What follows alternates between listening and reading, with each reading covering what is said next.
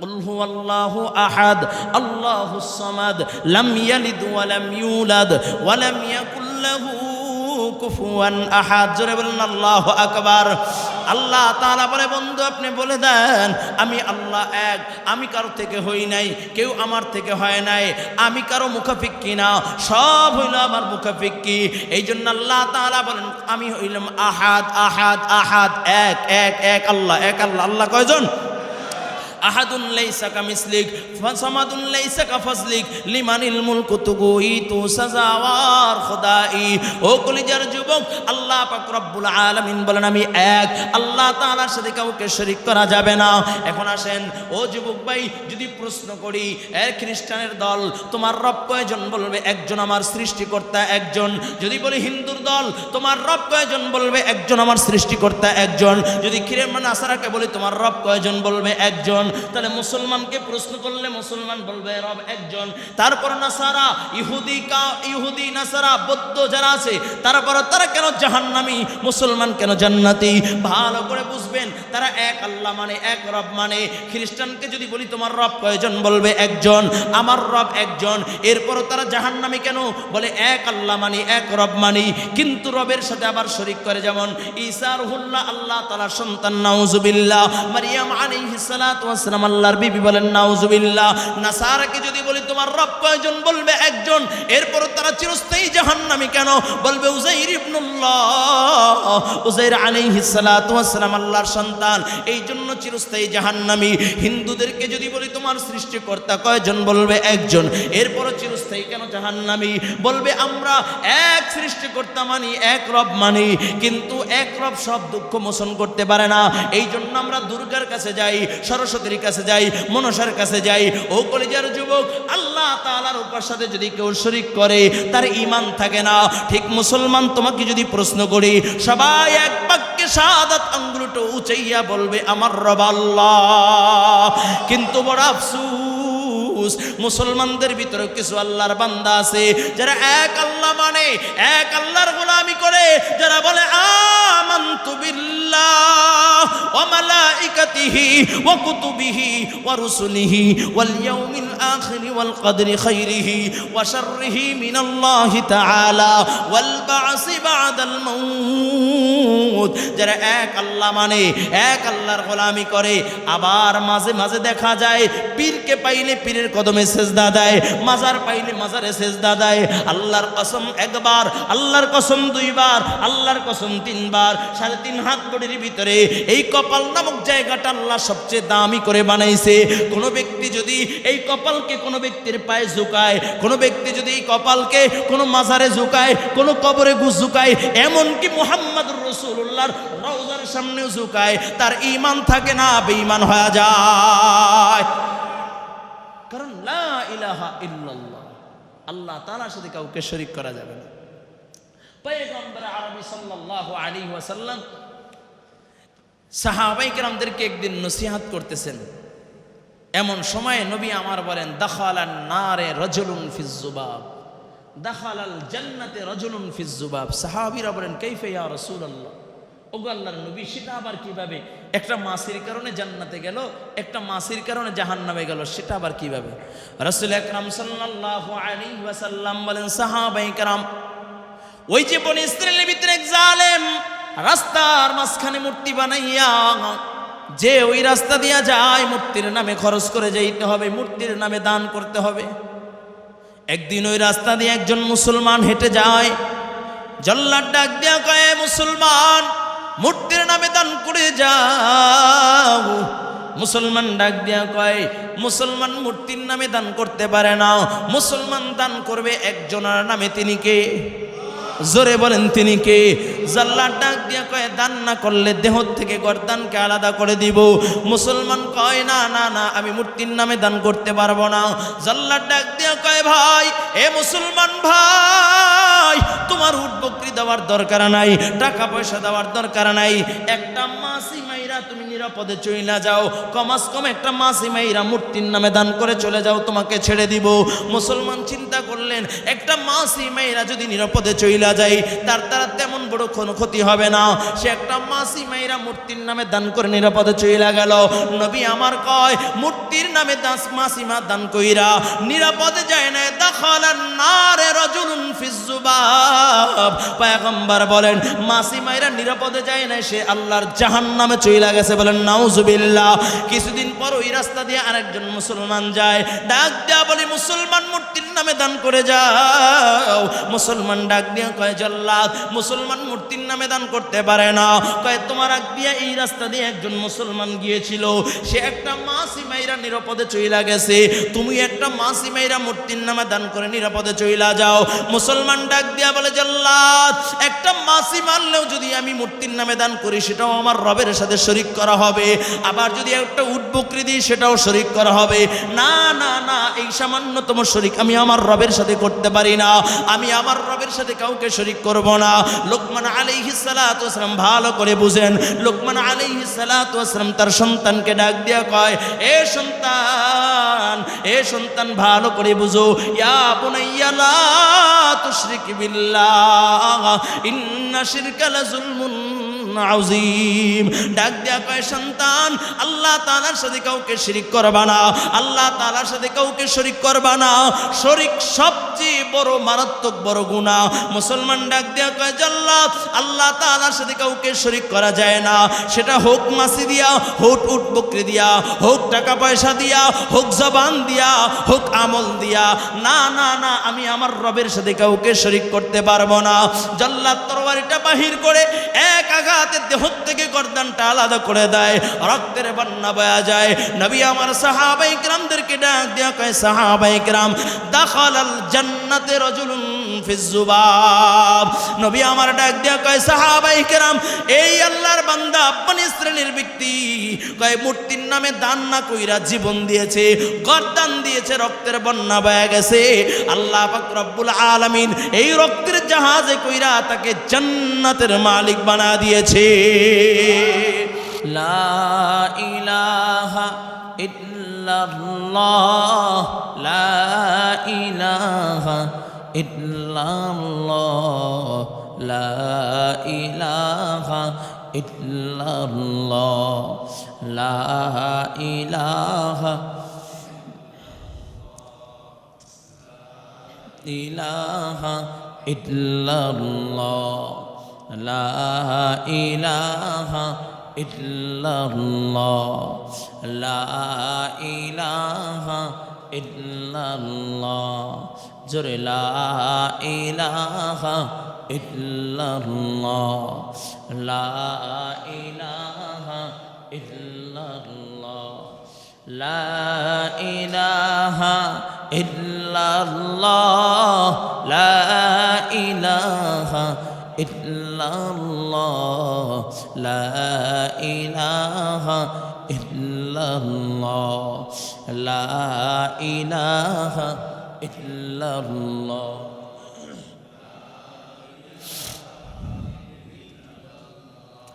লা ইলাহা ইল্লাল্লাহ লা ইলাহা ইল্লাল্লাহ লা ইলাহা ইল্লাল্লাহ লা ইলাহা ইল্লাল্লাহ লা ইলাহা ইল্লাল্লাহ লা ইলাহা ইল্লাল্লাহ লা ইলাহা ইল্লাল্লাহ লা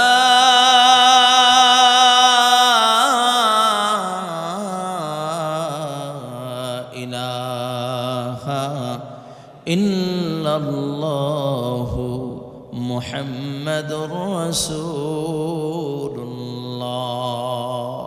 সাল্লাল্লাহু আলাইহি ওয়াসাল্লাম সাল্লাল্লাহু আলাইহি ওয়াসাল্লাম।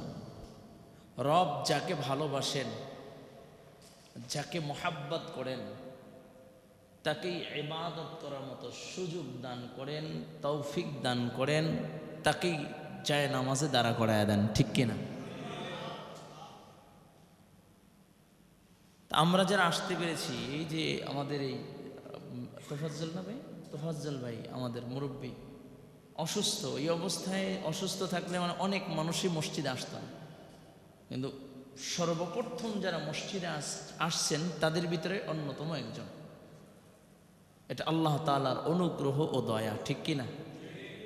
এই যে আমাদের মুরব্বী, পাশে আরেক মুরব্বী আছেন, আরো কিছু মুরব্বী আমার বাবাজিরা আছেন, চলতে পারে না, লাঠিপট দিয়ে হাঁটে, চামড়া ঢিলা ঢালা হয়ে গেছে।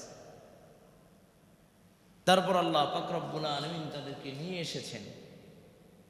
আবার কিছু স্বাস্থ্যবান ব্যক্তি আছে, কোনো রোগ নাই, সুস্থ, এখনো আসতে পারে নাই, ঠিক কিনা জোরে বলেন? এই জন্য ইবাদত করতে হলে রবের তৌফিক প্রয়োজন। এই জন্য আল্লাহ তাআলার কাছে তৌফিক চাওয়া, আয় আল্লাহ তুমি আমাকে আমলের উপরে চালাও, আমল করার তৌফিক দাও, গুনাহ থেকে বেঁচে থাকার তৌফিক দাও। তা আল্লাহ পাক রব্বুল আলামিন আমাদেরকে নিয়ে এসেছেন সবচেয়ে দামি জায়গা। পৃথিবীর ভিতরে সবচেয়ে দামি জায়গা হলো আল্লাহ তাআলার ঘর, মসজিদ। বলুন সুবহানাল্লাহ। যেখানে শুধু বসে থাকলে কোনো আমল নাই, একবার সুবহানাল্লাহ পড়ে নাই, একবার আল্লাহু আকবার পড়ে নাই, একটা সিজদাও দেয় নাই, শুধু প্রবেশ করেছে আর বসে রয়েছে, আল্লাহ তাআলা আমল নামায় অটোমেটিক নেকি লিখতে থাকবে। বলুন সুবহানাল্লাহ। এই একটা জায়গা, এখানে কোনো আমল না করলেও আল্লাহ নেকি লেখে। আর যদি জামে মসজিদে একটা সিজদা দিয়ে দেয়, কয় 500 সিজদা দিলে যে সওয়াব, আল্লাহ সম পরিমাণে সওয়াব দিয়ে দেন। যদি জামাতে নামাজ আদায় করে, কয় 27 গুণ বেশি সওয়াব আল্লাহ দিয়ে দেয়। সুবহানাল্লাহ। তো এটা হলো নেকি কামাই করার জায়গা।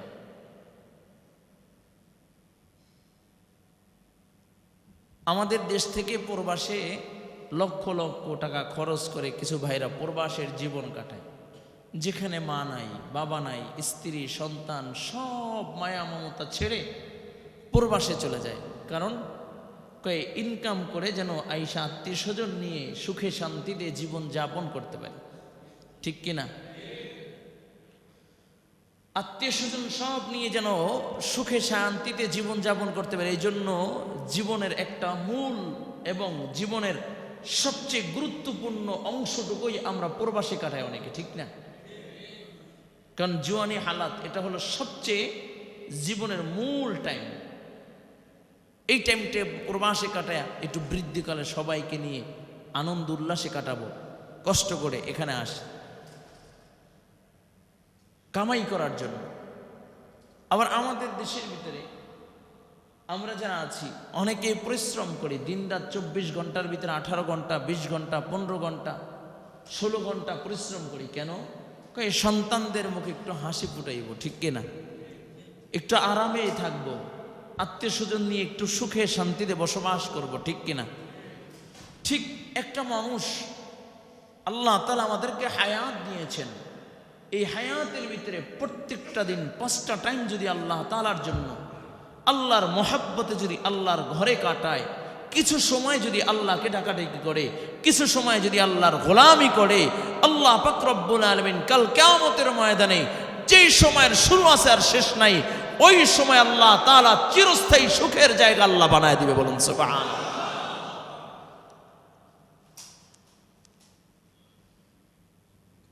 5টা টাইম রবের আদেশ, এই 5 টাইম এটা আদেশ পালন করতে হবে।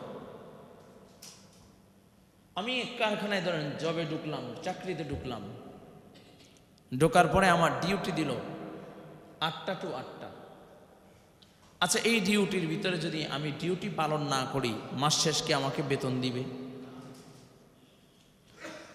আবার অনেক সময় ডিউটি শুরু 8টায়, আমি যাইয়া পৌঁছলাম 10টায়, হবে এই 2 ঘন্টার বেতন কাটা। কেউ তো আবার এরকম অনেক জায়গায় রুলস আছে, 1 দিন 2 দিন 3 দিন এরকম লেট করলে 1 দিনের বেতন কাটা, ঠিক কিনা? তার মানে এটা ডিউটি, এই ডিউটির ভিতরে কোনো ফাঁকিবাজি চলবে না। ফাঁকিবাজি করলে চাকরি নট, ফাঁকিবাজি করলে বেতন কাটা। হ্যাঁ, 1 দিন 2 দিন 3 দিন না আসলে তোমার চাকরি নেই হয়ে যাবে।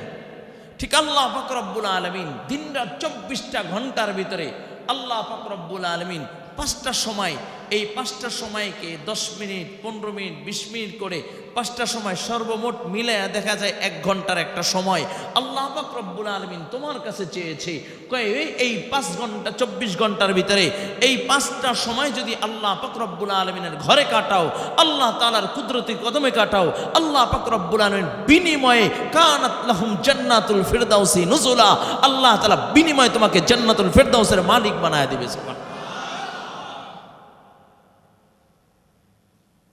यानी দৈনিক 5 ওয়াক্ত নামাজ এটা আল্লাহ তাআলার হুকুম, আদেশ পালন করতেই হবে। এটা এমন না যে আজকে ফজর পড়লাম না বেশ এটা আমার মন চাহে, না না না, এটা পালন করতে হবে, এটা আদেশ। এরপর আমরা কাজ করলে ধরেন গার্মেন্টসে কাজ করে ওভার টাইম আছে বা বিভিন্ন অফিস আদালতে কাজ করে, একটা লোক মালিক তার একটা শ্রমিকের দিকে তাকায় দেখে 8টায় ডিউটি শেষ, ও 9টা পর্যন্ত কাজ করতে, জিজ্ঞাসা করলো তুমি 1 ঘন্টা আগেই তো তোমার ছুটি হয়ে গেছে, তারপরে কেন গেল না? স্যার এই কাজটা অসমাপ্তি রেখা যাব, এইটার জন্য আবার আগামী দিন আবার আধাবেলা যাবে, এই জন্য আমি গুছাইয়া দিয়ে গেলাম। মালিক কি তার উপরে খুশি হবে না বেজার? জোরে বলেন। ঠিক আল্লাহ পাক রব্বুল আলামিন দৈনিক 5 ওয়াক্ত নামাজ এটা তো আপনার আমার দায়িত্ব পালন করতে হবে। এরপরে রাত্রবেলা একটু জায়নামাজটা বিছাইয়া 10টা মিনিট দাঁড়ায় গেলেন, এরপরে মাগরিবের পরে একটু জিকির করলেন, তেলাওয়াত করলেন, আওয়াবিন পড়লেন, ইশরাক করলেন। ইয়ানি এত না পারেন একবার সুবহানাল্লাহ বলে ডাক দিলেন, একবার আল্লাহু আকবার বলে ডাক দিবেন। আল্লাহ তাআলা ডাক দিয়া কয় ফেরেশতারা তাকাইয়া দেখ, আমি যে আদেশ করেছি আমার আদেশ পালন করেছে, এরপর আমি আল্লাহকে খুশি করার জন্য ও রাত্রবেলা জায়নামাজে দাঁড়ায় গেছে, শীতের দিন উযু কইরা জায়নামাজের মুসাল্লায় দাঁড়ায় গিয়েছে। যেই বান্দা আমি আল্লাহকে খুশি করতে চাই, আমি আল্লাহ খুশি হয়ে তাকে জান্নাতে আলা মাকাম দিয়ে দিলাম। সুবহানাল্লাহ। আল্লাহ, এই জন্য আল্লাহ পাক রব্বুল আলামিন আপনাকে আমাকে দিনরাত 24 ঘন্টায় রবের গোলামি করতে হবে, এজন্য আল্লাহ বানায়। এই তুমি তোমার কাজ করবা, যেমন ফজরের নামাজ রাত্রভর বান্দা তুমি আরাম করেছো, ঘুমায়েছো, আমি রাত্রকে তোমার আরামের জন্য রেখে দিলাম, তুমি রাত্রবার আরাম করলা। যখন ফজরের নামাজ পড়ে তুমি তোমার রিজিক অন্বেষণের জন্য বাইর হবা, এই যে ফজরের নামাজ পড়ে বের হইলা, আবার জোহরের নামাজের তাকিদে যখন মসজিদে আইসা যাবা, এই মধ্যবর্তী সময় যদি কোনো গুনাহ হয়ে যায়, আমি আল্লাহ তোমার গুনাহগুলো মাফ করে দেব। কিন্তু তুমি তোমার নিজের জন্য রিজিক অন্বেষণের জন্য বের হইলা, আমি আল্লাহ এই মধ্যবর্তী সময় যত কাজ করেছো, যদিও নিজের জন্য করেছো, কিন্তু আমি আল্লাহ এটাও নেকি দিয়া পরিপূর্ণ করে দিলাম। বলেন সুবহানাল্লাহ। উমিয়া এরকম রব কোথায় পাবেন? এরকম মালিক কোথায় পাবেন? এখন অনেকে প্রশ্ন হতে পারে, হুজুর যা দেখি না তা বিশ্বাস করি না। আমাদের সমাজে এক শ্রেণীর লোক আছে যারা বলে যা দেখি না তা বিশ্বাস করি না। আচ্ছা, 1 মিনিটের জন্য আমি তাদের কথা ধরে নিলাম, আপনি যা দেখেন না বিশ্বাস করেন না, মৃত্যু তো একটা বিষয়, মৃত্যু তো বিশ্বাস করেন। এখানে তো আর কারো দ্বিমত নাই, সবারই মৃত্যুবরণ করা লাগবে, ঠিক কিনা? মৃত্যুর পরে কবরের জগৎ আছে, আলমে বরজাখ আছে, কাল কিয়ামতের ময়দানে দাঁড়াইতে হবে, মিজান ফুলসিরাত, ময়দানে মাহশার আছে, জান্নাত জাহান্নাম আছে। আপনি যদি বিশ্বাস না করেন, মনে করলাম, তাহলে আপনিও নিরাপদ, আমিও নিরাপদ, মৃত্যু শেষ। কিন্তু আল্লাহ না করুক, যদি কবরের জগতের সেই ভয়াবহতা শুরুই হইয়া যায়, কি জবাব দিবেন? যদি ময়দানে মাহশারে দাঁড়াই আল্লাহর আদালতে জবাব দেওয়া লাগে, কি জবাব দিবেন? তখন তো আমলনামা হাতে দাঁড়াইয়া দিবে, আর বাম হাতটা বুকের ভিতর দিয়া ঢুকাইয়া টান দিয়ে যখন পিছনের দিকে নিবে, আর আল্লাহ বলবে তুমি তোমার আমলনামা পড়ো, তখন তো চিল্লাইবার বলবে, মালি হাদাল কিতাব লা ইউগাদিরু সাগীরাতাও ওয়ালা কাবীরাতান ইল্লা আহসাহা। বলবে এটা কেমন কিতাব, যেই কিতাবের ভিতরে ছোট থেকে ছোট, বড় থেকে বড় কোনো গুনাহই ছাড়া হয় নাই, কোনো আমলই ছাড়া হয় নাই, সব লিপিবদ্ধ হয়ে গেছে। ও যুবক ভাই, তখন তুমি কি জবাব দিবা? একটাবার চিন্তা করেছো? তখন কি জবাব দিব?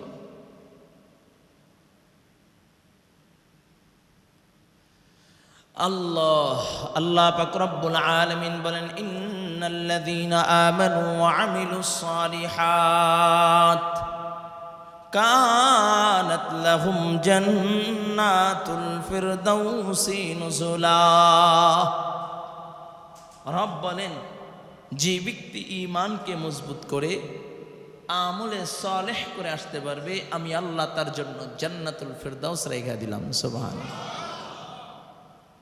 আমলে সালেহ, আমলে কাসির না, আমলে কাসির না, আমল লম্বা আমল না, আমলে সালেহ মানে হোক অল্প কিন্তু সেটা শুদ্ধ আমল হতে হবে, হোক অল্প কিন্তু সহি আমল হতে হবে।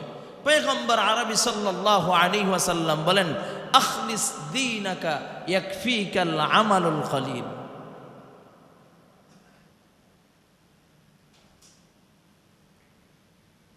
রসুল বলেন, তোমার ঈমানকে খাঁটি করো, অল্প আমলেই নাজাতের জন্য যথেষ্ট হবে। বলেন সুবহানাল্লাহ। অল্প আমল কেমন? এক সাহাবী সবেমাত্র ইসলাম গ্রহণ করেছে, ভালো করে বুঝবেন, সবেমাত্র ইসলাম গ্রহণ করেছে, তখন যুদ্ধ চলতেছিল। ইসলাম গ্রহণ করেছে, করার পরেই রসুল সাল্লাল্লাহু আলাইহি ওয়াসাল্লামকে বলে, ইয়া রাসূলুল্লাহ, আমার কি কাজ? কয়, আমার সাহাবীদের যে কাজ করতেছে, ইয়ানি এখন যুদ্ধ চলতেছে, তোমার কাজ হলো যুদ্ধ করো।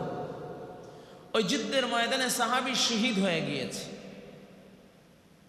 যুদ্ধের ময়দানে সাহাবী শহীদ হয়ে গেছে। তার আমল নামায় এক ওয়াক্ত নামাজ নাই, তার আমল নামায় আওয়াবিন নাই, ইশরাক নাই, চাষ নাই, সে কোরআনের হাফেজ হতে পারে নাই, দিন সম্পর্কে বুঝতেও পারে নাই, সবেমাত্র ইসলাম গ্রহণ করেছে, জিহাদের ধাবিত হয়েছে, আবার শাহাদাত বরণ করেছে। শুধু এই ঈমান আনার কারণে জিহাদের ময়দানে যে গেলেন, আল্লাহ পাক রব্বুল আলামিন নবী বলেন, আল্লাহ তাআলা সাথে সাথে শহীদ হওয়ার সাথে সাথে তাকে শাহাদাতের মর্তবা দিয়ে জান্নাতুল ফিরদাউস দিয়ে দিয়েছেন। বলেন সুবহানাল্লাহ। এই জন্য ঈমান খুব গুরুত্বপূর্ণ একটা বিষয়, ঈমান খুব গুরুত্বপূর্ণ বিষয়।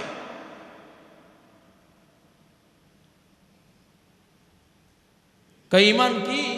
ইকরার বিল লিসান, তাসদীক বিল জিনান, আমাল বিল আরকান। মুখে স্বীকার করা লা ইলাহা ইল্লাল্লাহ,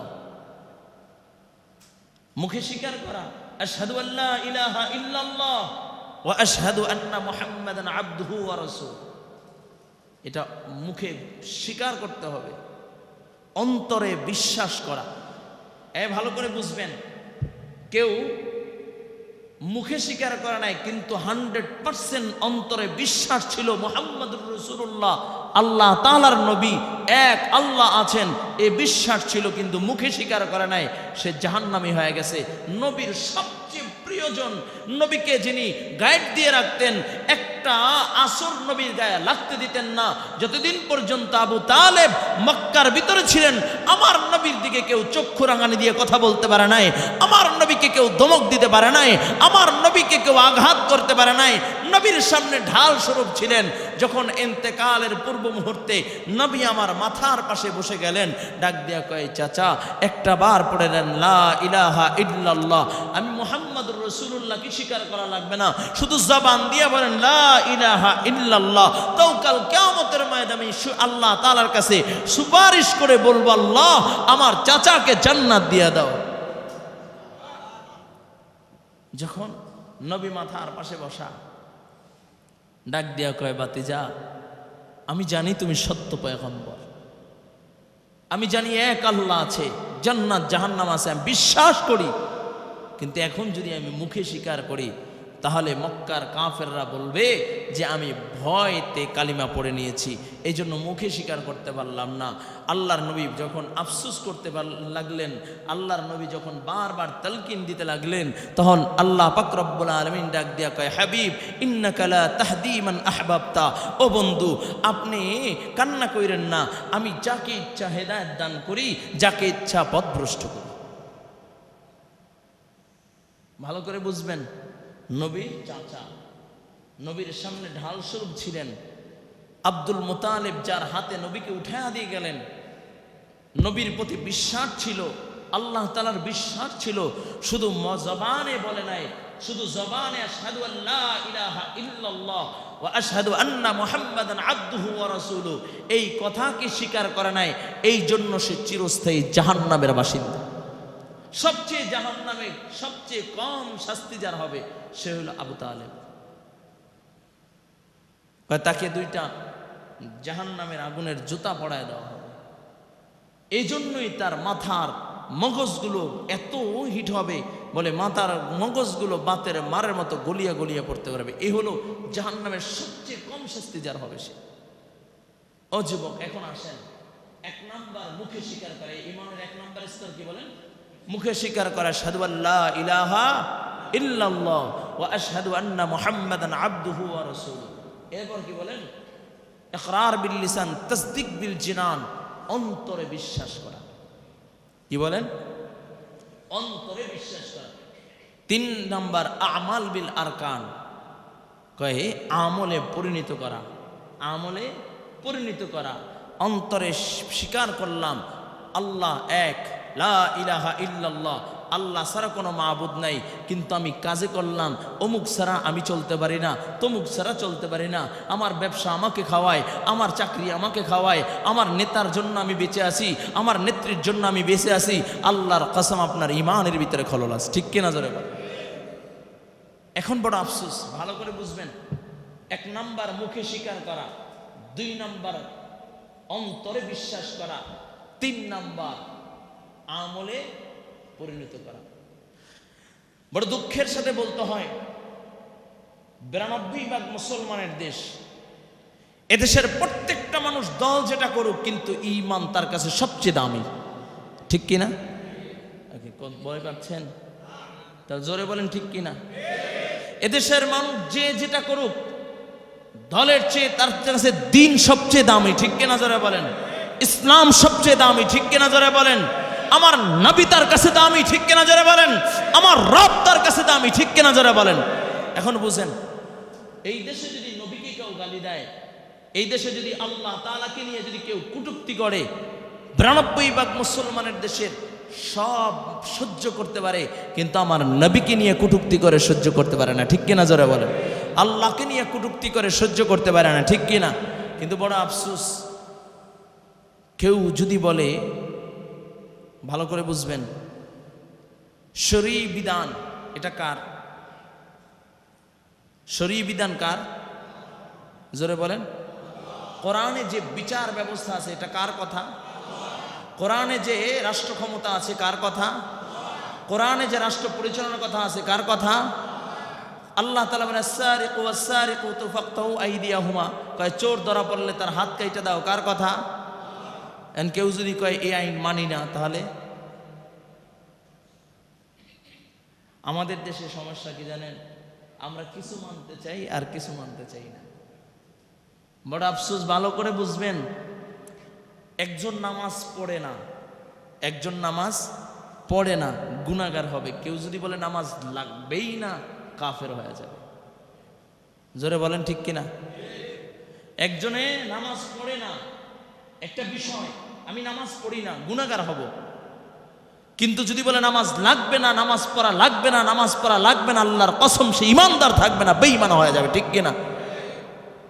রাষ্ট্র ক্ষমতা দিয়ে ইসলাম চলে না একটা বিষয়। কেউ যদি বলে রাষ্ট্র ক্ষমতাই মানি না, মানে শরঈ বিধান মানি না, শরঈ আইন মানি না, তাহলে সে বেঈমান হয়ে যাবে। ইসলাম আর ইসলামের ভিতরে সে দাখিল থাকবে না, সে বেঈমান হয়ে যাবে। অবস্থায় যদি সে মারা যায়, তার ঈমান থাকবে না, সে জাহান্নামের বাসিন্দা হয়ে যাবে, কঠিন কালো জান্নাতের ঘ্রাণ পাবে না, ঠিক কিনা?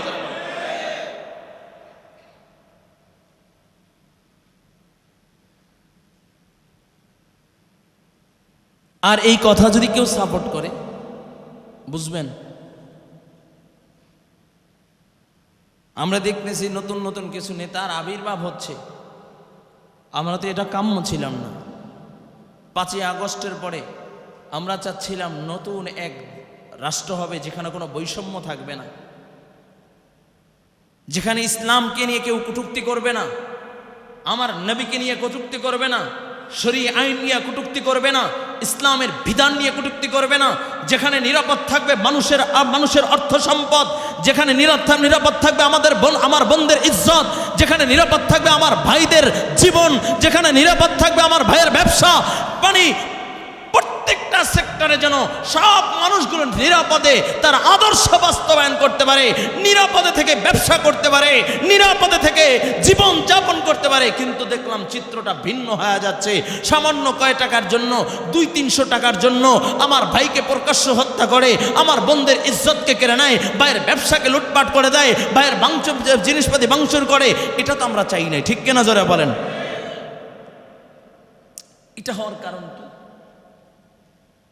যতক্ষণ পর্যন্ত আমরা মানুষ রচিত আদর্শ আর মতবাদ থেকে বের না হতে পারবো, ইসলামী আদর্শকে গ্রহণ না করব, ততদিন পর্যন্ত আমরা ওই গোলামির জিনজির আমাদের গলায় নিয়েই চলতে হবে। কোনোদিন উন্মুক্ত হতে পারবো না, নিরাপদ হতে পারবো না। আল্লাহর কসম, যেদিন ইসলামী আদর্শ বাস্তবায়ন হবে, সেদিন কে আমির আর কে প্রেসিডেন্ট, কে বিচারক আর কে এসপি, কে ডিসি, তার জন্য সবার জন্য সমান। চুরি করবে সে যদি আমির হয়, চুরি করবে সে যদি নেতা হয়, চুরি করবে সে যদি এমপি হয়, চুরি করবে সে যদি এসপি হয়, চুরি করবে সে যদি বিচারক হয়। আল্লাহর কোরআনের আইন, সারিকু ওয়াসারিকাতু ফাকতাউ আইদিয়াহুমা, আল্লাহর কোরআনের আইন, সে যদি এসপি হয়, ডিসি হয়, তার হাত কাটা হবে। আল্লাহর কসম, এই কোরআনের আইন যদি একবার চালু হয় আর একজন চোরের যদি হাত কাটা হয়, বাংলাদেশে আর চুরি করার কেউ সাহস পাবে না, ঠিক কিনা? আর আমাদের দেশে এখন বিচার ব্যবস্থা টাকার কারণে, গত জুমায় বলেছিলাম, টাকার কারণে বিচার শেষ, ঠিক কিনা? আবার একজন অন্যায় করেছে, 2-3 মাস জেলে থাইকা আবার জামিনে এসে ঘুরতেছে, অথচ প্রকাশ্যে রাস্তার সামনে হাত ফালাইয়া এরপরে তাকে হত্যা করেছে। যদি কোরআনের আইন আসতো, হত্যার পরিবর্তে হত্যা, সাথে সাথে আইন কার্যকর হয়ে যেত, তাহলে তৃতীয় আর একজনকে হত্যা করতে গিয়ে মানুষের বুক কাঁপতো, ঠিক কিনা জোরে বলেন? সামান্য 200 টাকার জন্য কাউকে হত্যা করতে পারতো না, ঠিক কিনা জোরে বলেন? সামান্য 1-2 হাজার টাকার জন্য কারো হাত পা কাটতে পারতো না। সামান্য 1-2 হাজার টাকার জন্য স্বামীর সামনে স্ত্রীকে উলঙ্গ করে ধর্ষণ করতে পারতো না, ঠিক কিনা জোরে বলেন? এই জন্য যারা বলে শরিয়া আইন চাই না, শরিয়া আইনে বিশ্বাসী না, আল্লাহর কসম, তাদের দ্বারাই অন্যায় আর অবিচার বেশি হচ্ছে, ঠিক কিনা জোরে বলেন? কারণ তারা তো শরিয়া আইন চাবে না, কারণ অন্যায় করলে তো আমি নিজেই বাইরে যাব, চুরি করলে তো আমারই হাত কাটা হবে, চুরি করলে তো আমাকেই জেলখানায় বন্দি করবে, চুরি করলে তো আমাকেই প্রকাশ্যে আমি হত্যা করলে আমাকেই তো হত্যা করবে। আল্লাহ আমাদেরকে বোঝার ও আমল করার তৌফিক দান করেন। আমরা যে অশান্তির বেড়াজলে আছি, আমরা যে বৈষম্যের শিকার হয়ে আছি, আমরা যে জুলুম অত্যাচারের শিকার হয়ে আছি, এই জুলুম অত্যাচারের শিকার থেকে বের হওয়ার একটাই পথ হলো আল্লাহর কোরআন, ঠিক কিনা জোরে বলেন? এই আল্লাহর কোরআন ছাড়া বের হওয়ার আর কোনো পথ নেই। মানুষ রচিত তন্ত্র মন্ত্র দিয়া কোনোদিন শান্তি আশা করা যায় না। অনেকে বলবে আবার এটা রাজনীতি, অনেকে আবার এই জুমার শেষেই যায় দেখবেন সমালোচনা শুরু হয়ে যাবে, হুজুর রাজনীতির বয়ান করতেছে। আরে ভাই, রাজনীতি না, আপনি তো দুনিয়ার খবর রাখেন তো অবশ্যই। সবার হাতে হাতে অ্যান্ড্রয়েড ফোন আছে, আমার কাছেও আছে, আপনার কাছেও আছে। আমার কাছে অ্যান্ড্রয়েড ফোন, কিন্তু আপনার ঘরে তো 36 ইঞ্চি টিভিও আছে। নিউজ তো প্রতিনিয়ত দেখতেছেন, এরপরে মানুষ কিভাবে চুপ থাকে আমি নিজে অবাক হয়ে যাই। জ্যামের ভিতরে, গতকালকে জ্যামের ভিতরে আমি মোটরসাইকেল মিরপুর 1 থেকে বয়ান করে আসতেছি, জ্যামের ভিতরে এরকম প্রকাশ্যে এরকম মানে ছুরি দেখাইয়া আঘাত করে তারপর টাকা লইতেছে ট্রাকের কাছ থেকে। তাকায়া দেখা ছাড়া আর কিচ্ছু নেই, অবাক হয়ে শুধু দেখা ছাড়া আর কিছু নেই। কবে সমাধান হবে? কবে শান্তিতে আসবে? আমাদের পাশেই আফগানিস্তান, যতই গালি দেন, তাদের অর্থনৈতিক দিক তাকায় দেখেন বিশ্বের ভিতরে 1-2 নম্বরে আছে। রাষ্ট্র পরিচালনার দিক দিয়ে দেখেন কোনো দুর্নীতি নাই, ডিসিপ্লিনের দিকে তাকায় দেখেন দিন দিন উন্নতি হয়ে যাচ্ছে। আমরা 2 নম্বরেই তে ওস্তাদ। একটা প্রোডাক্ট আসছে, ওইটারে 2 নম্বর করতে আলহামদুলিল্লাহ ব্যস্ত হয়ে পড়ে, ওরাও পারি, কিন্তু একটা প্রোডাক্ট অরিজিনালি আমরা তৈরি করব, মানুষের সামনে দিব, সেটা আমাদের সম্ভব। আফগানিস্তানের দিক থেকে দেখেন, আল্লাহ আমাদেরকে বোঝার ও আমল করার তৌফিক দান করেন। আরো জোরে বলুন আমিন। আরো জোরে আওয়াজ করে উচ্চ স্বরে মোহাব্বতের সহিত পড়ুন আমিন। আল্লাহ পাক রব্বুল আলামিন বলেন, ইন্নাল্লাযীনা আমানু ওয়া আমিলুস সালিহাত কানাত লাহুম জান্নাতুল ফিরদাউসি নুজুলা। রব বলেন, এক নাম্বার ঈমানকে মজবুত কইরা, দুই নাম্বার আমলে সালেহ করে যদি কেউ দুনিয়ার থেকে বিদায় নিতে পারে, আল্লাহ পাক রব্বুল আলামিন বলেন, কানাত লাহুম জান্নাতুল ফিরদাউসি নুজুলা। আল্লাহ তাআলা বলেন, আমি তাকে জান্নাতুল ফিরদাউসের মালিক বানায় দেব। বলেন সুবহানাল্লাহ। ও কলিজার যুবক, পয়গম্বর আরবি রাহমাতাল লিল আলামিন নবী মুহাম্মদুর রাসূলুল্লাহ সাল্লাল্লাহু আলাইহি ওয়াসাল্লাম বলেন, আখলিস দীনাকা ইয়াকফিকাল আমালুল কলিল। নবী আমার বলেন, তোমার ঈমানকে খাঁটি করো, অল্প আমলই নাজাতের জন্য যথেষ্ট হবে। ও কলিজার যুবক, আমল পাহাড় সমতুল্য করলাম, কিন্তু ঈমানের ভিতরে দুর্বল, ঈমানের ভিতরে খলল, এই আমল কোনো যায় আসে না। মনে করেন এক ব্যক্তি ঈমান নাই, রাস্তা দিয়ে হাইটা যাচ্ছে, ঈমান নাই, সে পাহাড় সমতুল্য দান করলো, এই দান কোনো যায় আসে না। যেমন আমরা এই যে এক লিখলাম, একের পর যদি একটা শূন্য দিই, তারপর হয় কত? এরপর আরেকটা শূন্য দিলে, আরেকটা শূন্য দিলে, আরেকটা শূন্য দিলে 10,000, আরেকটা শূন্য দিলে 1 লাখ, বাড়তেই থাকবে, ঠিক কিনা? আচ্ছা, একটা মুইসা দিলাম, একটা মুইসা দিলাম, এরপর শূন্য দিলাম, কোনো দাম আছে? হ্যাঁ, কোনো দাম আছে? ঠিক ঈমান হলো একের মতো, ঈমান হলো। এরপর যত শূন্য দিবেন তত দাম বাড়বে। কিন্তু যদি সংখ্যাই না থাকে, সংখ্যাই যদি না থাকে, তাহলে জিরো। আপনার ঈমানই যদি না থাকে, আপনি যত দান সদকা করেন, যত নেক কাজ করেন, কোনো লাভ নাই। এই জন্য নবী আমার বলেন, আখলিস দীনাকা ইয়াকফিকাল আমালুল কলিল। নবী কয়, আগে ঈমানকে মজবুত করো, এরপরে অল্প আমল হইল নাজাতের জন্য যথেষ্ট হবে। বলুন সুবহানাল্লাহ। এই জন্য ঈমান যদি না থাকে, জান্নাতে যাওয়ার আশা নাই। আর যদি বলে যাররা পরিমাণে ঈমানও যদি কার ভিতরে থাকে, আল্লাহ তাআলা একদিন না একদিন তাকে জান্নাত দিবে। বলুন সুবহানাল্লাহ। এই জন্য জান্নাতে যাইতে চাই কে কে? আল্লাহু আকবার। আরো জোরে আল্লাহ কবুল করেন, বলুন আমিন। তাহলে জান্নাতে যাওয়ার 1 নাম্বার শর্ত কি বলেন? আরো জোরে বলেন, আরো জোরে আওয়াজ করে। এখন বিষয়, সবাই তো বললাম 1 নাম্বার শর্ত ঈমান। তাহলে এমন কোন কথা, এমন কোন কাজ, এমন কোন আচার আচরণ, এমন কোন কাজ আমার দ্বারা প্রকাশ না পায় যার দ্বারা ঈমান নষ্ট হয়। কি বলেন? পারবো না ইনশাআল্লাহ? পারবো না ইনশাআল্লাহ? আল্লাহ কবুল করেন, বলুন আমিন। আরো জোরে বলুন আমিন। এই জন্য ঈমান আনতে হইবে সাহাবায়ে কেরাম যেভাবে ঈমান এনেছে। কয় সাহাবায়ে কেরাম ঈমান এনেছে, কয় ঈমানের উপরে কেমন মজবুত? হযরতে খুবাইব রাদিয়াল্লাহু তাআলা আনহু কয়, তাকে শুরিতে চড়াবার আগ মুহূর্তে কয়, এই খুবাইব, তুমি শুধু বলো তোমার জায়গায় মুহাম্মদকে শুরিতে চড়ানো হবে, নাউজুবিল্লাহ, তাহলেই তোমাকে মুক্তি দিয়ে দিব, তাহলে আর তোমাকে হত্যা করব না। এই কথাটা শুধু বলবা, চড়াই না চড়াই সেটা ভিন্ন বিষয়। তোমার পরিবর্তে যদি মুহাম্মদকে শুনে চড়ানো হয়, এই কথাটা তুমি স্বীকার করলেই হবে।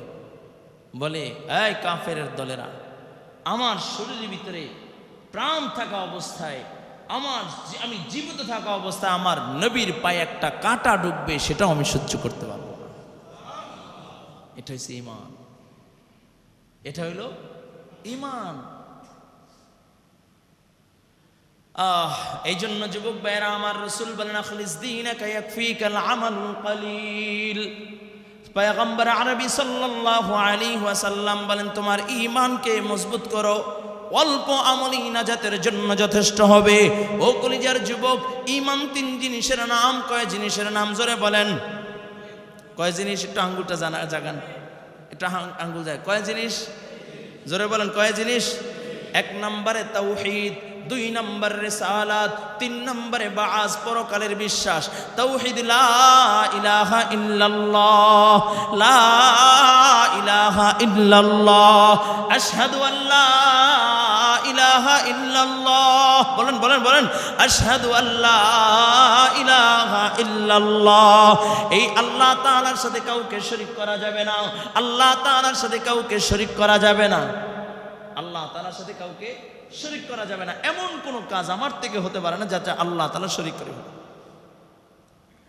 কয় 1 নম্বরে তাওহীদ, কয় আল্লাহ তাআলার সাথে কাউকে শরীক করা যাবে না। আল্লাহ তাআলা এক। আল্লাহ কয়জন?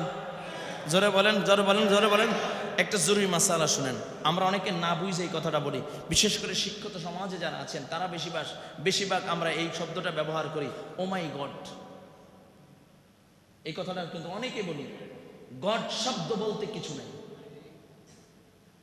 আল্লাহ আল্লাহ যদি চাইনিজ ভাষায় বলেন সেটা আল্লাহ, ইংলিশ ভাষায় বললো সেটা আল্লাহ, যদি আরবিতে বলেন সেটা আল্লাহ, ফার্সিতে বলেন সেটা আল্লাহ, এরপরে নাইজেরিয়ান ভাষায় বললো সেটা কি আল্লাহ। আল্লাহ, আল্লাহর পরিবর্তে যদি কেউ গড শব্দ ব্যবহার করে তাহলে আমার আল্লাহর সাথে সে শিরক করল। এটা মাথায় রাখবেন। আমরা কথায় কথায় বিশেষ মানে ও মাই গড শব্দটা ইউজ করি, সাবধান। কারণ গড বললে এর পাশাপাশি আর আসে যেরকম ভগবান, এর পাশে কি আসে? ভগবতী। হ্যাঁ, ঠিক কিনা? এরকম আসে। কিন্তু মনে রাখবেন আল্লাহ আল্লাহ কি বলেন? আল্লাহ তাআলার সিফাতি নাম আছে, গুণবাচক নাম আছে, যেমন রহমান, রহিম, হ্যাঁ, সত্তার, রাজ্জাক, হ্যাঁ, এই নামগুলো আছে, এগুলো আলাদা বলেন। কিন্তু আল্লাহর জায়গায় যদি কেউ গড শব্দ ব্যবহার করে তাহলে তার ঈমান থাকবে না। মনে রাখবেন ইনশাআল্লাহ। এতদিন যারা না বুঝে বলেছি আমরা তওবা করে নিই, ঠিক আছে? আস্তাগফিরুল্লাহ, আস্তাগফিরুল্লাহ, আস্তাগফিরুল্লাহ। আল্লাহ আমাদেরকে ক্ষমা করে দেন, বলুন আমিন। তাহলে আল্লাহ কয়জন? জোরে বলেন, জোরে বলেন, জোরে বলেন, কয়জন? ওয়াহিদ। আল্লাহ কয়জন বলেন? ওয়াহিদ। ওয়াহিদ মানে এক, আল্লাহ আহাদ। আল্লাহ কি বলেন? আহাদ। ওয়াহিদ মানে এক, আহাদ মানে এক। কয় 2 1-এর ভিতরে ব্যবধান। আপনারা বুঝতে কষ্ট হচ্ছে না তো? ওয়াহিদ মানে এক, আহাদ মানে এক। ওয়াহিদ এমন এক যার জুজ আছে, যার থেকে আরো সংখ্যা বের হয়। আর আহাদ এমন এক যেই একের পরে আর কোনো জুজ নাই, সংখ্যা নাই। সুবহানাল্লাহ। যেমন আমি ইমরান হোসেন, ওয়াহিদ, একজন, গোটা পৃথিবীর ভিতরে একজন। আমার মতো আল্লাহ কাউকে বানায় না। কিন্তু আমার মা আছে, আমার বাবা আছে, আমি আমার মা বাবার মাধ্যমে দুনিয়া আসলাম, আমার এবং আমার স্ত্রীর মাধ্যমে আমার সন্তানরা দুনিয়া আসছে। এই একের জুজ আছে। আর আহাদ এমন এক যে একের জুজ নাই। যেমন আল্লাহ তাআলা বলেন, কুল হুয়াল্লাহু আহাদ আল্লাহুস সামাদ লাম ইয়ালিদ ওয়া লাম ইউলাদ ওয়া লাম ইয়াকুল লাহু কুফুয়ান আহাদ। জোরে বলেন আল্লাহু আকবার। আল্লাহ তাআলা বলে, বন্ধু আপনি বলে দেন আমি আল্লাহ এক, আমি কারো থেকে হই নাই, কেউ আমার থেকে হয় নাই, আমি কারো মুখাফিক্কি না, সব হইল আমার মুখাফিক্কি। এই জন্য আল্লাহ তাআলা বলেন আমি হইলাম আহাদ, আহাদ, আহাদ, এক, এক, এক আল্লাহ, এক আল্লাহ। আল্লাহ কয়জন? আহাদুন লাইসা কামিসলিক ফাসামাদুন লাইসা কাফাসলিক লিমানিল মুলকু তুগুইতু সাজাওয়ার খোদাই। ও কলিজার যুবক, আল্লাহ পাক রব্বুল আলামিন বলেন আমি এক, আল্লাহ তাআলার সাথে কাউকে শরীক করা যাবে না। এখন আসেন ও যুবক ভাই, যদি প্রশ্ন করি খ্রিস্টানের দল তোমার রব কয়জন? বলবে একজন, আমার সৃষ্টিকর্তা একজন। যদি বলি হিন্দুর দল তোমার রব কয়জন? বলবে একজন, আমার সৃষ্টিকর্তা একজন। যদি খ্রিস্টান নাসারাকে বলি তোমার রব কয়জন? বলবে একজন। তাহলে মুসলমানকে প্রশ্ন করলে মুসলমান বলবে রব একজন। তারপর নাসারা, ইহুদি নাসারা, বৌদ্ধ যারা আছে তারপর তারা কেন জাহান্নামী, মুসলমান কেন জান্নাতি? ভালো করে বুঝবেন, তারা এক আল্লাহ মানে, এক রব মানে। খ্রিস্টানকে যদি বলি তোমার রব কয়জন? বলবে একজন, আমার রব একজন। এরপরও তারা জাহান্নামী কেন? বলে এক আল্লাহ মানি, এক রব মানি, কিন্তু রবের সাথে আবার শরীক করে। যেমন ঈসা রুহুল্লাহ, আল্লাহ তাআলার সন্তান, নাউজুবিল্লাহ। মারিয়াম আলাইহিস সালাতু ওয়াস ওয়াসসালাম আল্লাহর বিবি বলেন নাউজুবিল্লাহ। নাসারাকে যদি বলি তোমার রব কয়জন, বলবে একজন। এরপর তারা চিরস্থায়ী জাহান্নামী কেন? বলবে উযাইর ইবনুল্লাহ, উযাইর আলাইহিস সালাতু ওয়াসসালাম আল্লাহর সন্তান, এই জন্য চিরস্থায়ী জাহান্নামী। হিন্দুদেরকে যদি বলি তোমার সৃষ্টিকর্তা কয়জন, বলবে একজন। এরপর চিরস্থায়ী কেন জাহান্নামী? বলবে আমরা এক সৃষ্টিকর্তা মানি, এক রব মানি, কিন্তু এক রব সব দুঃখ মোচন করতে পারে না। এই জন্য আমরা দুর্গার কাছে যাই, সরস্বতীর কাছে যাই, মনসার কাছে যাই। ও কলিজার যুবক, আল্লাহ তাআলার সাথে যদি কেউ শরীক করে তার ঈমান থাকে না। ঠিক মুসলমান তোমাকে যদি প্রশ্ন করি, সবাই এক বাক্যে শাহাদাত আঙ্গুলটা উঁচাইয়া বলবে আমার রব আল্লাহ।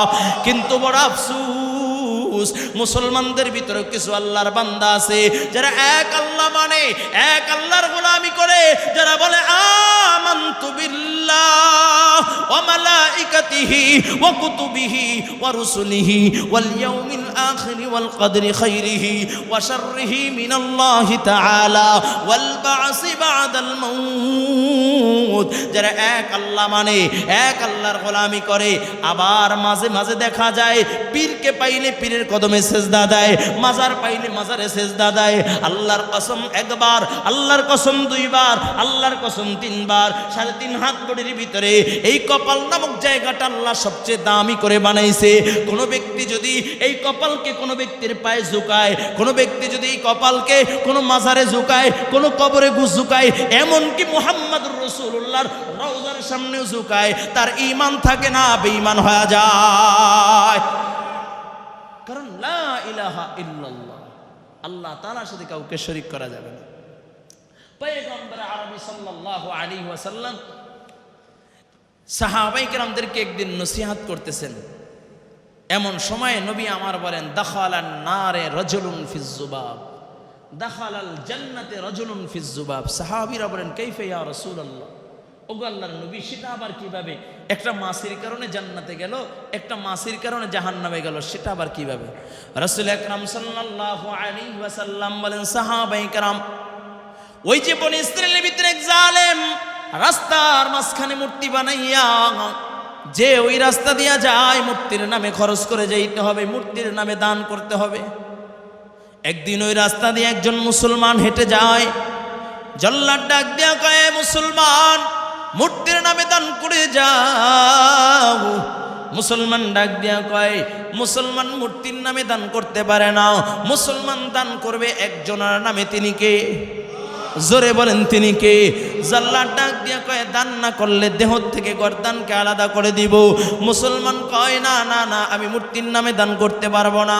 জল্লাদ ডাক দিয়া কয়, ভাই, এ মুসলমান ভাই, তোমার উট বকরি দেওয়ার দরকার নাই, টাকা পয়সা দেওয়ার দরকার নাই, একটা মাছি মাইরা তুমি নিরাপদে চইলা যাও, কমাস কম একটা মাছি মাইরা মূর্তির নামে দান করে চলে যাও, তোমাকে ছেড়ে দিব। মুসলমান চিন্তা করলেন, একটা মাছি মাইরা যদি নিরাপদে চইলা যায়, তার দ্বারা তেমন বড় কোনো ক্ষতি হবে না। সে একটা মাছি মাইরা মূর্তির নামে দান করে নিরাপদে চইলা গেল। নবী আমার কয়, মূর্তির নামে মাছি মা দান কইরা নিরাপদে যায় না, দাখালান নারে রাজুলুন ফিজ যুবাব। পয়গম্বর বলেন, মাছি মাইরা নিরাপদে যায় না, সে আল্লাহর জাহান্নামে চইলা গেছে। বলেন নাউজুবিল্লাহ। কিছুদিন পর ওই রাস্তা দিয়ে আরেকজন মুসলমান যায়, ডাক দেয়া বলে, মুসলমান মূর্তির নামে দান করে যাও। মুসলমান ডাক দিয়া কয়, জল্লাদ, মুসলমান মূর্তির নামে দান করতে পারে না। কয়, তোমার আগ দিয়ে এই রাস্তা দিয়ে একজন মুসলমান গিয়েছিল, সে একটা মাছি মাইরা নিরাপদে চইলা গেছে, তুমি একটা মাছি মাইরা মূর্তির নামে দান করে নিরাপদে চইলা যাও। মুসলমান ডাক দিয়া বলে, জল্লাদ, একটা মাছি মারলেও যদি আমি মূর্তির নামে দান করি, সেটাও আমার রবের সাথে শরীক করা হবে। আবার যদি একটা উট বকরি দিই, সেটাও শরীক করা হবে। না না না, এই সামান্যতম শরীক আমি আমার রবের সাথে করতে পারি না, আমি আমার রবের সাথে কাউকে শরীক করব না। লোকমান আলাইহিস সালাতু ওয়াস সালাম ভালো করে বুঝেন।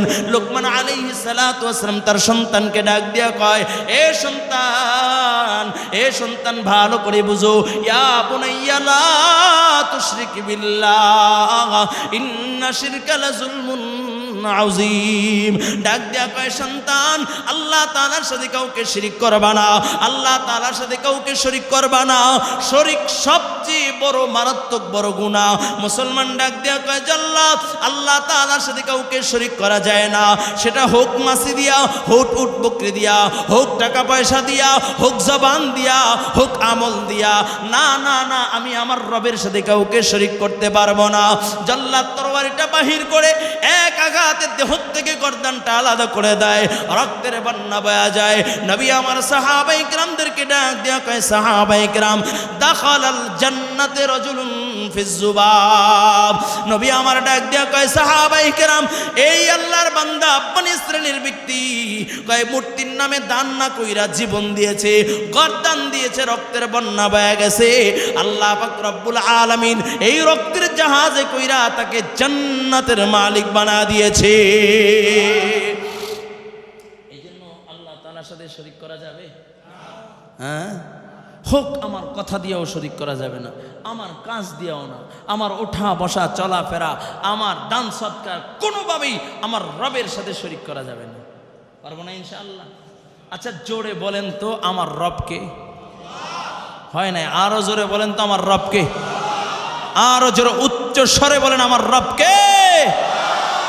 আচ্ছা কবরে গেলে প্রথম প্রশ্ন করবে কি, তো মনে আসেনি? বলেন তো কি? জোরে বলেন। তোমার রব মান রব্বুকা, তোমার রবকে প্রশ্ন করবেন না? কি বলেন, প্রশ্ন করবে কি না? যদি ইমানদার হয় কি বলবে? নামাজি হয়, জাকিরিন হয়, আবেদ হয়, আমলে সালেহ নিয়ে যায়, তাহলে কি বলবে? রব্বি আল্লাহ, আমার রবকে। তা যদি কবরে যে রবকে রব বলে স্বীকার করতে হয়, দুনিয়া বৈশা শুধু মসজিদেই বলবো আল্লাহু আকবার, নাকি বাহিরেও বলতে হবে আল্লাহু আকবার? কি বলেন ইনশাআল্লাহ? আমি মসজিদে বললাম আমার আল্লাহু আকবার, বাহিরে যায় বলে আমার নেতা বড়, কি হবে? তাহলে দুই কথা হয়ে গেল না? আর দুই কথা বলে কে? আমি বলিনি, কিন্তু আপনারা কইছেন। তার মানে আমি মসজিদে যেই কথার সাক্ষ্য দিচ্ছি, বাহিরে গেলেও সেই কথার সাক্ষ্য দিতে হবে। আমার রব আল্লাহ, আমি মসজিদে বললাম আল্লাহু আকবার, বাহিরে যেয়ে বললাম আমার চাকরি না হইলে বাঁচতামই না। কি বলেন? মসজিদে বললাম আল্লাহু আকবার, দাঁড়ায় হাত বাইদা, রুকুতে যাওয়ার সময় বললাম আল্লাহু আকবার, বাহিরে যাই বলে আমি ছেলেটারে বিদেশ না পাঠাইলে মৌচাকে 10 তলা হইতো না, অনেক ভিক্ষা করে খাওয়া লাগতো। এই আমার আল্লাহকে ছোট করা হলো না? তার মানে জবানে বলেছি আল্লাহু আকবার, আল্লাহ সবচেয়ে বড়। মিয়া, আপনাকে আমাকে সৃষ্টি করার 50,000 বছর আগে আল্লাহ পাক রব্বুল আলামিন আপনার আমার রিজিক লিখে রাখছে। সুবহানাল্লাহ কোন? আর জোরে কোন, জোরে কোন সুবহানাল্লাহ। কত সুন্দর সিস্টেম! একটা মুরগির বাচ্চা যখন জন্মগ্রহণ করে, ডিম থেকে ফুটে বের হয়, বের হওয়া কিছুক্ষণের ভিতরে সে তার রিজিক অন্বেষণ করা নিজে শুরু করে দেয়, ঠিক কিনা? একটা হাতির বাচ্চা জন্মগ্রহণ করার পরে কোথায় তার মায়ের স্তনের দুধ আছে খুঁজে বের করে নেয়। একটা গরুর বাচ্চা কোথায় মায়ের স্তনের দুধ আছে খুঁজে নেয়। শুধু দুধ থাকলেই হয় না, সেখানে যে চোষণ দিলে যখন দুধ বের না হয় মাথা দিয়ে আঘাত করে সেটাও জানে। কিন্তু মানুষের বাচ্চা যখন জন্মগ্রহণ করে ও বুঝে না কোনটা খাবে।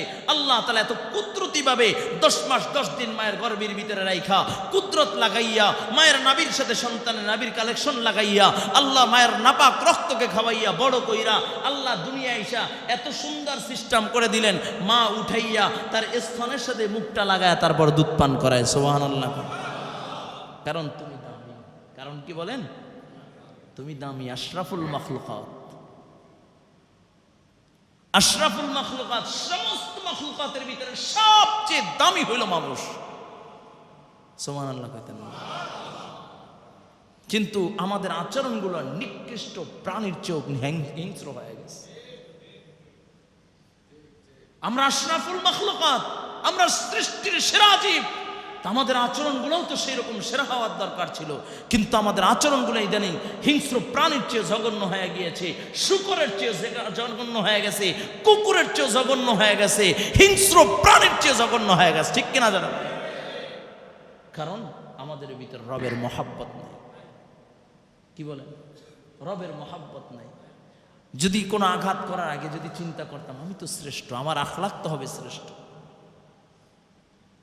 যে যত দামি তার আখলাকটাও তত দামি হবে। যেমন আমার নবী সবচেয়ে দামি। শেষ করে দিন, কতক্ষণ? 20 না 25? 20 না 25? ভালো করে বুঝবেন, আমার নবী সবচেয়ে দামি না? আমার নবীর চেয়ে কেউ দামি আছে? জোরে বলেন। আমার নবীর চেয়ে আল্লাহ তাআলা কাউকে দামি বানাইছে? দুনিয়াতেও নাই, আখিরাতেও নাই। সুবহানাল্লাহ। কয় কেমন দামি, কেমন সুন্দর? কয় আমার নবীর চেয়ে সৌন্দর্য সুন্দর কিছু জান্নাতেও নাই। সুবহানাল্লাহ। আরো জোরে কর না সুবহানাল্লাহ। এই দামি নবীর দামি উম্মত হয়ে খুশি না বেজার? এখন আসেন আমার নবীর আখলাকটা কেমন ছিল। একদিন আমার নবী একজনের কাছ থেকে কিছু খেজুর কর্জ নিলেন, ধার নিলেন, কিছু খেজুর নিলেন ধার। ধরেন আজকে নিলাম, অমুক তারিখে আমি তোমাকে পরিশোধ করে দিব।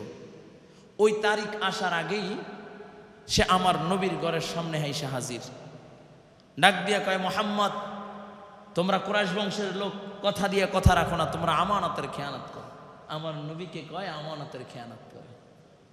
অথচ মক্কার সব মানুষ আমার নবীর কাছে আমানত রাখতেন। সুবহানাল্লাহ। কাফেররা উপাধি দিয়েছে আল আমিন আমার নবীকে, কাফেররা উপাধি দিয়েছে আমার নবীকে সাদিক, আমার নবীকে কাফেররা উপাধি দিয়েছে শ্রেষ্ঠ মহামানব। চিল্লায় কান আল্লাহু আকবার। সে নবীর ঘরের দরজার সামনে এসে কয় তোমরা আমানতের খেয়ানত করো। নবী আমার মুস্কে হাসি দিয়ে দিলেন, ভাই এখনো তো তারিখ আসে নাই। কয় মুহাম্মদ, তোমরা এরকম করে এগুলো এক কথা দুই কথা বলেই আমার নবীর কলার ধরে ফেললেন, জামার এখানে ধরে ফেললেন। আচ্ছা, এইখানে যদি কেউ ধরে তখন মেজাজটা কেমন গরম হয়? রিক্সা চালক সেও সেইতে যায়, ঠিক কিনা? তখন কুটিপুটি মানে না, দিয়ে একটা ঠুয়া লাগায় আগে। আমার নবীর এখানে ধরছে, নবী আমার মিটি মিটি হাসতেছে। সুবহানাল্লাহ। আমার নবী যখন হাসে মনে হচ্ছে যেন মুক্তা ঝরে। আমার নবী যখন হাসে তখন সূর্যের বলে চন্দ্রের আলো আমার নবীর হাসির কাছে হার মেনে যায়। সুবহানাল্লাহ। নবীর কলার ধরছে, নবী হাসতেছে। পাশে ওমর ছিল দাঁড়ানো। ওমর তো রাগী মানুষ না। কয় ওমর কে? কয় রাস্তা দিয়ে হাঁটলে শয়তান রাস্তায় ঢোকে না। কেমন মানুষ? ওমর দেখাই তরবারিটা বাহির করে, এই আগন্তুক, আমার নবীর যদি পারমিশনের প্রয়োজন না হতো আমি এক আঘাত করে তোর দেহ থেকে গর্দান আলাদা করে দিতাম। যেই মাত্র এই কথা বলেছে নবীর চক্ষু দুইটা লাল হয়ে গেছে, চেহারাটা লাল হয়ে গেছে। তাকাইয়া বলে, ওমর, সে তো তোমার কলার ধরে নাই, আমি মুহাম্মদের কলার ধরেছি, তুমি বলার কে? ওমরের মাথা নিচু হয়ে গেল। নবী আমার ডাক দিয়ে কয়, আমার কাছে সে খেজুর পায়, সে পাওনাদার, আমি ঋণী। তার ঋণ তো আমার পরিশোধ করতেই হবে। সে যত এসেছে, যাও যাও তাকে আদামন খেজুর দিয়া দাও। সে আমার কাছে আদামন খেজুর পাবে, খেজুর দিয়া দাও। ওমর রাদিয়াল্লাহু তাআলা আনহু হাতটা দইরা করেন, ভাই চলেন চলেন, খেজুর দিয়া দিব। আর কোনো কথা নাই, রাসূল বলছে আদেশ। আল্লাহর নবী ডাক দিয়া কয়, আমার যেটা পাইবে সেটা তো দিবা, আরো আদামন বেশি দিবা। তুমি যে চোখ দেখাইছো, গরম দেখাইছো, এই গরমের বিনিময়ে আরো বেশি দিয়ে দিবা। সুবহানাল্লাহ। গরম দেখাইছো এই জন্য আরো বেশি দিয়ে দিবা। ওমর যে খেজুর দিয়ে দিলেন, নবীর তরফ থেকে নবীর ঋণ পরিশোধ করে দিচ্ছে। নবী যেটা বলছে সেটাও দিয়েছে, যেটা পাইতো সেটাও দিয়ে দিয়েছে। যে আগন্তুক নবীর কলার ধরেছে, ডাক দেয়া বলে, আমার একটা বার আমার পরিচয় জানতে চাইলা না, একটা বার তুমি জিজ্ঞাসা করলা না আমার কোথা থেকে এসেছি, কোথায় আমার বাড়ি, আমার নাম কি, একটা বার চিন্তা করলে, একটা বার জিজ্ঞাসা করলা না। ওমর ডাক দিয়ে বলে, ভাই জিজ্ঞাইবার তোর সময় নাই। নবী বলেছেন এটা পালন করা আমার জন্য ইবাদত হয়ে গিয়েছে, আমি নবীর আদেশ পালন করতেছি, এটাই আমার কাছে সবচেয়ে দামি। বলে, আমাকে একটু পড়ায় দাও লা ইলাহা ইল্লাল্লাহ। ওমর, আমি কি জানোনি, আমি হইলাম তাওরাত কিতাবের হাফেজ, আমি হইলাম জাবুর কিতাবের হাফেজ। ওমর এখন ডাক দিয়া বলে, ভাই তুমি তাওরাত কিতাবের হাফেজ হইয়া আল্লাহর নবীর কলার কেমনে ধরলা? তুমি জাবুর কিতাবের হাফেজ হইয়া আল্লাহর নবীর কলার কেমনে ধরলা? ডাক দিয়া বলে, আমার আমি আল্লাহর নবীর যতগুলো বৈশিষ্ট্য আমি দেখেছি তাওরাত কিতাবের সবগুলো পেয়েছি। একটা জিনিস আমার বাকি ছিল, নবীর ধৈর্য, নবীর আখলাক পরীক্ষা করার আমার বাকি ছিল। এই জন্য নবীর ধৈর্য আর আখলাক পরীক্ষা করার জন্য আজকে আমি কলার ধরে ফেললাম। আমি দেখলাম এত সুন্দর আখলাক, এত সুন্দর ধৈর্য পৃথিবীর আর কেউ নাই। যেহেতু আল্লাহর নবীর ধৈর্যের সামনে আর কেউ নাই, এই হইল মুহাম্মাদুর রাসূলুল্লাহ। আমাকে পড়া দাও লা ইলাহা ইল্লাল্লাহ। আমি নবীর সাহাবী হইতে চাই, নবীর সামনে আর বেঈমান হইয়া দাঁড়াইতে চাই না, নবীর সামনে ইমানদার হইয়া দাঁড়াইতে চাই। সুবহানাল্লাহ। এটা হলো আখলাক। আল্লাহ তাআলা বলছেন, আল্লাহ তাআলা আপনাকে আমাকে আশরাফুল মাখলুকাত করে বানাইলেন। ওয়াত-তিন ওয়াজ-যাইতুন ওয়া তুরি সিনিন ওয়া হাযাল বালাদিল আমিন। চারটা কসম খাইয়ে আল্লাহ কয় লাকাদ খালাকনাল ইনসানা ফি আহসানি তাকওয়িম। চিল্লায় এখন আল্লাহু আকবার। আমি চারটা কসম খাইয়া কয় আমি সবচেয়ে সুন্দর করে মানুষ বানাইছি, সবচেয়ে সুন্দর করে মানুষ বানাইছি। তা আমি আমাকে যেরকম আল্লাহ তাআলা সুন্দর করে বানাইছে, তা আমার আখলাকটাও তো সুন্দর হওয়া দরকার ছিল। কি বলেন? আমার কথার বচন ভঙ্গিমাও তো সুন্দর হওয়ার দরকার ছিল, আমার মুআমালাত মুআশারা তো সুন্দর হওয়ার দরকার ছিল। কিন্তু আজকে একটা কুকুর একবেলা খানা দিলে ও সুন্দর আখলাক, মালিকের সাথে সুন্দর ব্যবহার করে, কিন্তু আমরা মানুষ নেমক হারাম হয়ে গেলাম। ঠিক কিনা জোরে বলেন? আল্লাহ আমাদেরকে বোঝার ও আমল করার তৌফিক দান করুন। আল্লাহ যেরকম আমাদেরকে দামি করে বানাইছে, শ্রেষ্ঠ করে বানাইছে, আশরাফুল মাখলুকাত করে বানাইছে, ঠিক নবীর শ্রেষ্ঠ উম্মত করে বানাইছে। আল্লাহ আমাদের আখলাকগুলোকেও শ্রেষ্ঠ করে দিক, আমাদের আচরণগুলোও শ্রেষ্ঠ করে দিক, আমাদের ব্যবহারগুলোও শ্রেষ্ঠ করে দিক। আল্লাহ তাআলা আমাদের থেকে হিংস্র ভাব দূর করে দিক, হিংসা ফাসাদ দূর করে দিক। জোরে বলেন আমিন।